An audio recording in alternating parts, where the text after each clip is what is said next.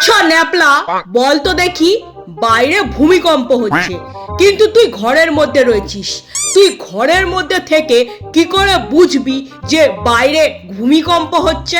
বল তো দেখি। ধরে ভূমিকম্প হলে কি করে বুঝবো?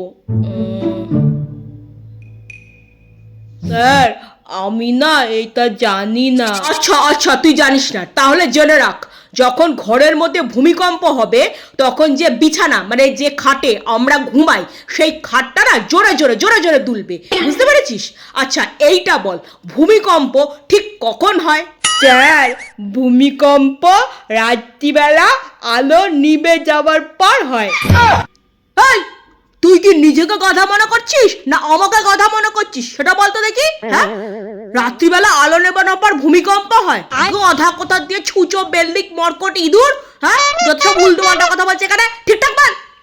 আচ্ছা, আমি কোনো উল্টো পাল্টা কথা বলছি না, আমি ঠিক বলছি, কারণ আমাদের বাড়িতে রাতে যখন আমি ঘুমিয়ে পড়ি তখন না মা আলোটা নিভিয়ে দেয়, তারপরেই না আমাদের খাটটা না কিরকম জোরে জোরে জোরে করে দুলতে থাকে, জানেন স্যার? কি